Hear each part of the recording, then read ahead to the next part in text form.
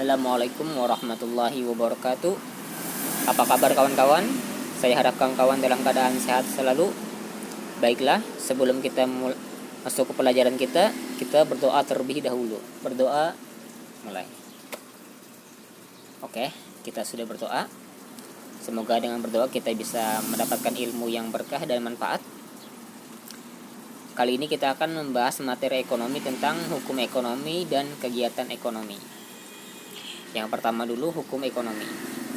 Hukum ekonomi adalah ketentuan-ketentuan yang menerangkan hubungan peristiwa-peristiwa ekonomi. Artinya, bagaimana hubungan suatu peristiwa dengan peristiwa lainnya. Ada dua hubungan peristiwa ekonomi, yaitu hubungan sebab akibat dan hubungan saling mempengaruhi. 1. Hubungan sebab akibat kausal. Hubungan sebab akibat atau hubungan kausal adalah hubungan peristiwa yang satu mengakibatkan peristiwa yang lain. Kejadian ini tidak dapat berlaku sebaliknya. Berarti bukan hubungan yang timbal balik ya. Ketika kejadian yang satu mengakibatkan kejadian yang lain, bukan berarti kejadian yang lain itu menyebabkan kejadian yang lain juga. Nah, contohnya seperti ini. Seperti hubungan antara jumlah uang beredar dalam masyarakat dengan kenaikan harga. Apabila jumlah uang beredar bertambah, harga barang-barang akan naik.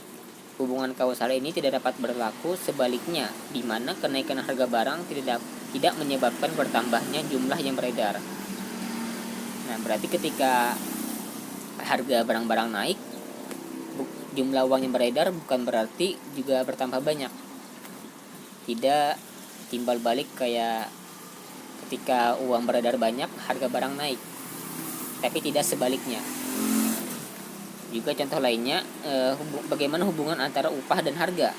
Kenaikan upah biasanya menyebabkan kenaikan harga, tapi kenaikan harga tidak menyebabkan kenaikan upah. Nah, begini kan, berarti begitu. Berarti ketika kita upah naik tapi harga barang naik, berarti kan sia-sia juga ya. Oke.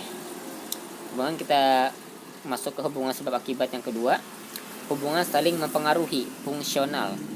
Hubungan saling mempengaruhi adalah hubungan dua peristiwa atau lebih yang saling mempengaruhi. Hubungan saling mempengaruhi disebut juga hubungan fungsional. Contoh hubungan ini adalah hubungan antara harga dengan permintaan barang. Apabila harga suatu barang naik, permintaan atas barang berkurang. Di sini harga mempengaruhi permintaan. Sebaliknya, apabila permintaan bertambah, harga akan naik. Dalam hal ini terjadi hubungan timbal balik di mana harga mempengaruhi permintaan dan sebaliknya permintaan juga mempengaruhi harga. Nah, berarti sini dua peristiwa saling melakukan hubungan timbal balik. Ketika peristiwa lain terjadi, otomatis peristiwa yang lain juga akan mengikuti. Berbeda dengan yang pertama tadi. Ketika satu peristiwa terjadi, belum tentu peristiwa yang lain juga akan terpengaruh. Dan lanjut, masih di hukum ekonomi, perlu diketahui bahwa hukum ekonomi itu tidak berlaku mutlak, tetapi lebih disebut tendensi atau kecenderungan. Nah, berarti yang seperti ketika uang beredar, ketika uang beredar makin banyak, kemudian harga naik. Nah, itu biasanya kecenderungannya begitu, bukan sesuatu yang pasti mutlak terjadi begitu, tapi biasanya terjadinya begitu.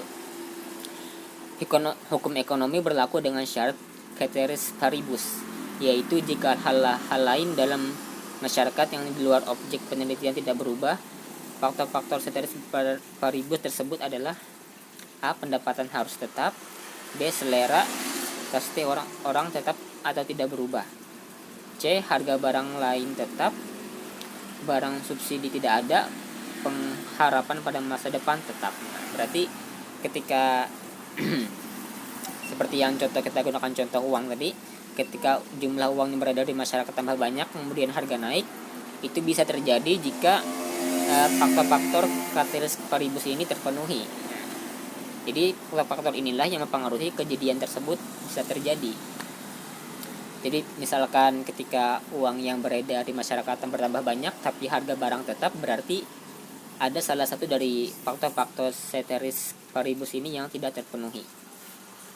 Contoh hukum permintaan yang menerangkan bahwa jika harga naik maka permintaan berkurang, dan demikian sebaliknya jika harga turun permintaan bertambah. Nah, itu contohnya kawan-kawan.